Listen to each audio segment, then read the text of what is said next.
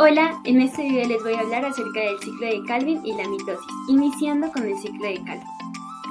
Todos los organismos de la Tierra somos una forma de vida basada en carbono, es decir, las moléculas complejas de nuestro cuerpo se forman con base en esqueletos de carbono. ¿Pero te has preguntado alguna vez de dónde proviene todo ese carbono? Resulta que los átomos de carbono de nuestro cuerpo alguna vez fueron parte de las moléculas de dióxido de carbono del aire. Los átomos de carbono acaban siendo parte de nosotros y de otras formas de vida gracias a la segunda etapa de la fotosíntesis conocida como ciclo de Calvin o las reacciones independientes de la luz. En las plantas, el dióxido de carbono entra al interior de las hojas a través de unos poros llamados estomas y se difunde hacia el estroma del cloroplasto, el sitio en el cual se producen las reacciones del ciclo de Calvin, donde se sintetiza el azúcar. Estas reacciones también se llaman reacciones independientes de la luz porque la luz no las causa directamente. El ciclo de Calvin debe su nombre a su descubridor, el estadounidense Melvin Calvin, lo que le valió el Premio Nobel de Química en 1961. En el ciclo de Calvin, los átomos de carbono se incorporan a moléculas orgánicas y se utilizan para formar azúcares de 3 carbonos. Este proceso es estimulado por el ATP y NADPH que provienen de las reacciones luminosas y depende de ellas. A diferencia de las reacciones dependientes de la luz que ocurren en la membrana tilacoidal, las reacciones del ciclo de Calvin ocurren en el estroma, que es el espacio interior de los cloroplastos. Las reacciones del ciclo de Calvin se pueden dividir en 3 etapas principales: fijación de carbono, reducción y regeneración de la molécula de partida. La primera etapa del ciclo de Calvin incorpora carbono del CO2 en una molécula orgánica, un proceso llamado fijación de carbono. Una molécula de dióxido de carbono se combina con una molécula aceptora de 5 carbonos llamada rubisco.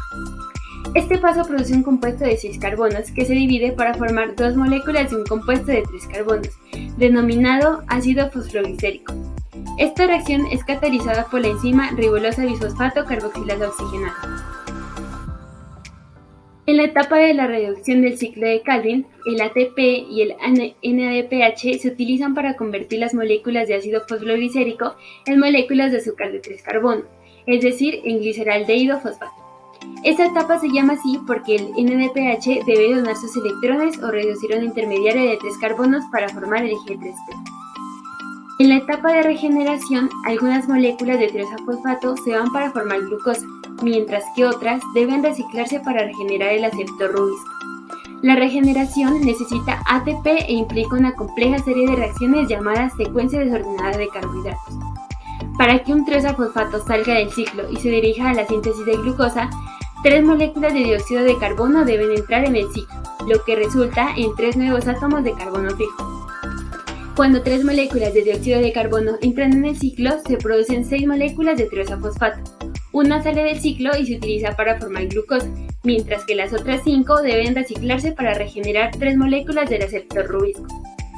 Resumamos las cantidades de moléculas clave que entran y salen del ciclo de Calvin a medida que se crea una molécula de tirosa-fosfato neta.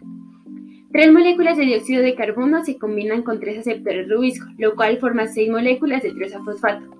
Una molécula de tirosa-fosfato sale del ciclo para formar glucosa y 5 moléculas de tirosa-fosfato se reciclan, lo cual regenera en 3 moléculas aceptoras de rubisco.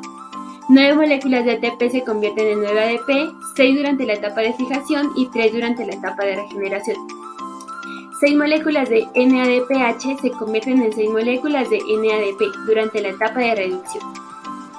Una molécula de tirosa-fosfato contiene 3 átomos de carbono fijo, por lo que toma 2 tirosa-fosfato para formar una molécula de glucosa de 6 carbonos. Entonces concluimos que se necesitarían 6 vueltas del ciclo o 6 CO2, 18 ATP y 12 NADPH para producir una molécula de glucosa. Continuemos hablando de mitosis. La mitosis es un tipo de división celular en el cual una célula se divide para producir 2 nuevas células que son genéticamente idénticas entre sí. En el contexto del ciclo celular, la mitosis es la parte donde el ADN del núcleo de la célula se divide en 2 grupos iguales de cromosomas. La mitosis consiste en 4 fases básicas: profase, metafase, anafase y telofase. En la profase temprana, la célula comienza a deshacer algunas estructuras y construir otras, y así prepara el escenario para la división de los cromosomas. En la profase tardía, el uso mitótico comienza a capturar y a organizar los cromosomas.